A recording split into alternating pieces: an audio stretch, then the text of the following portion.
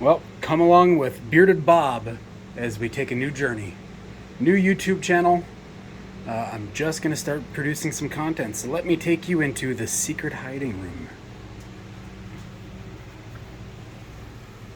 Ooh. What is going on in this place? It's like some funny stuff. Sorry if it's noisy.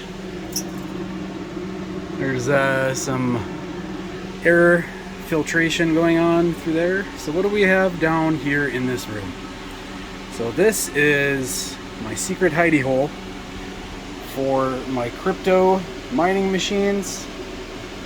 There's some more in other locations as well.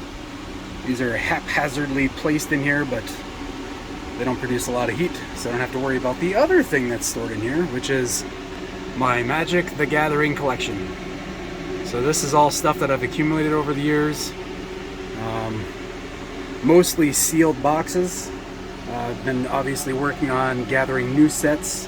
Have quite a bit of old boxes, other cases, all kinds of other boxes. Like, let's see, where we got 10th edition, we got Weatherlight, Homelands, Alliances back there.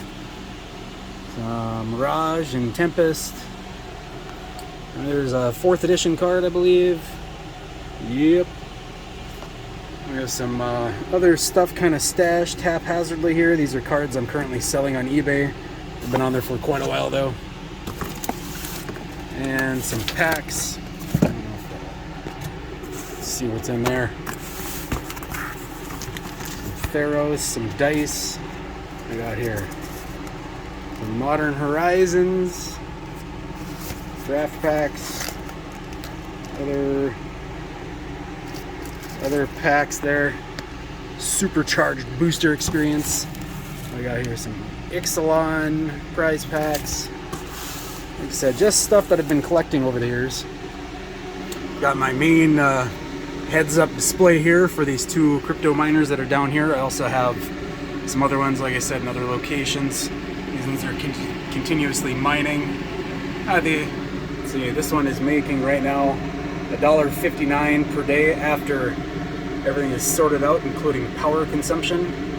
And that's just for this computer here. I know $1.59 doesn't seem like a lot of money, but over the months it has added up, and I do it all through NiceHash, and they pay pretty good.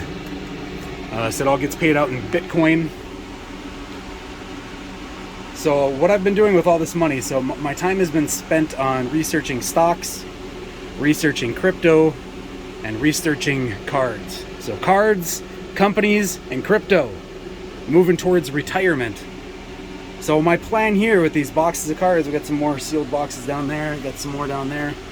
My plan with these, I started beginning of, well, probably towards the end of last year, middle of last year, I started picking up booster boxes, and my goal was to get 10 of each box. You can see, I don't know if you can see that there, but they're, let's see, can you see? They're stacks of 5, so 2 stacks of 10 coming out. These Jumpstarts, there's 10 boxes there, 10 boxes there, 10 boxes there, 10 boxes there, 8 of the War of the Spark. Need to pick up a couple more of those to fill out that position. This one, the sale from the guy that I was buying from kind of ended abruptly, so I wasn't able to fill my last 3 at my lower price points. Now I got to go in at a higher price point. Strixhaven, for whatever reason, has been really hard to get a hold of at a good price range. I did buy a case of D&D, and then I had sold one to a friend that wanted a box. So only got 5 of those so far, but that set is still in production, obviously. I think going from Ikoria back, they're out of production. Jumpstart, I think they still have another wave coming in, I'm not sure. These are still in print, these are still in print. Still in print, but you can't get them right now. And then still in print, and then there's another set that just came out after this, which is this Innistrad Midnight Hunt. I also, so when I buy, I try to fill out a position of 10 of each booster box going forward, and I try to get at least 2 boxes of every one of these, because I think eventually these would be fun to open up. They don't they're not really worth a whole heck of a lot as compared to like a sealed booster box.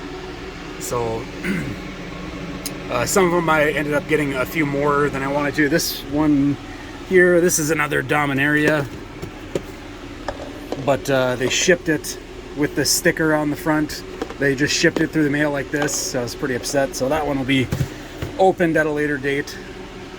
So my plan is towards retirement. I got about 20 years left to work. I'm going to collect as much crypto as I can, get paid out in Bitcoin through NiceHash as long as that holds out. Right now they're all mining Ethereum, and then the processors are mining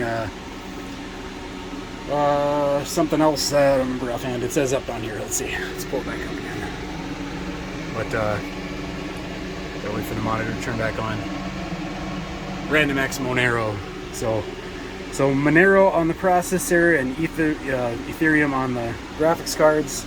Got this other setup before. These are computers that I had sitting around that had Windows operating system on already. This used to be my gaming PC. I just took it out of the case, slapped it in this open air mining rig, and started mining. So these are GTX 1060s, 6GB versions, and that's what all of these are. All 4 of those.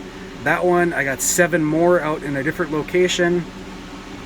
This one's got a decent Intel processor. It's mining XMR2, and then this has got a junk processor, but it's an AMD APU, and it was the best one at the time when I built this little rig computer, you know, for gaming back in the day. Upgraded just this graphics card, and then ended up figuring out that you could mine on your gaming PC.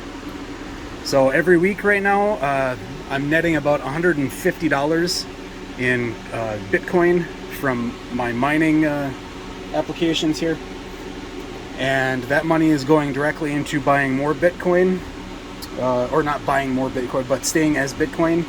I've moved some of that money or some of that Bitcoin over to Celsius, which is another app where they give you 6.2% interest on your Bitcoin. So I've been making about $3 a week just letting it sit over there.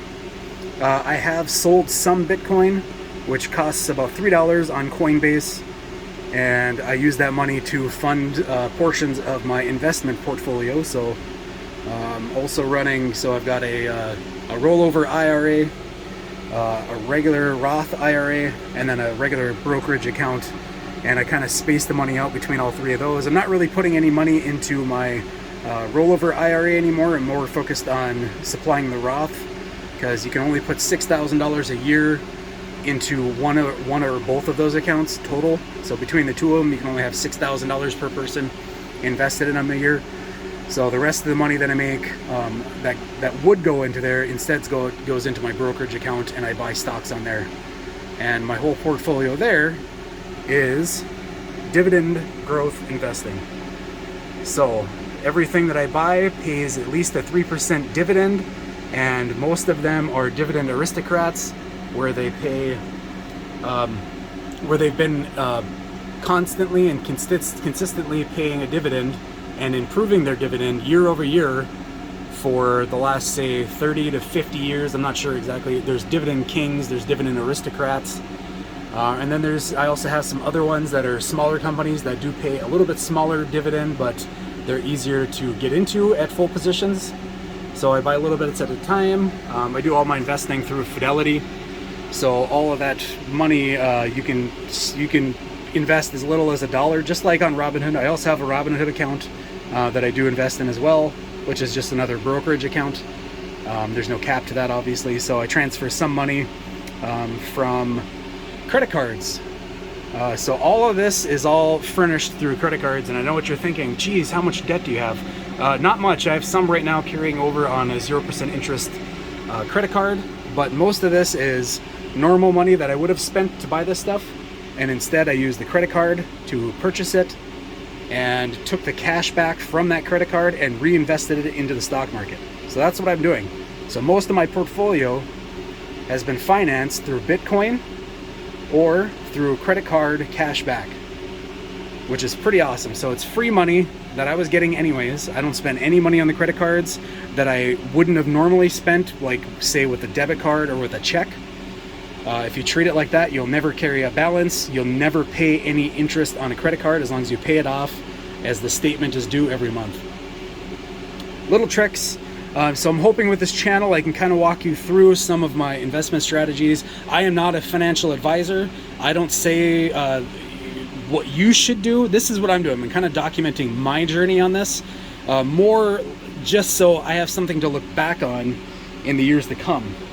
So with that said, I'm gonna wrap this little video up, and next time we can go into a little bit more on, you know, how much I'm investing weekly, monthly, yearly, and in what, and maybe what some of the cost basis is for these cards and these cards, and what kind of credit cards I would recommend for my, if I was going to start over again, say I saw this video and I didn't have any credit cards, which credit cards I would go for.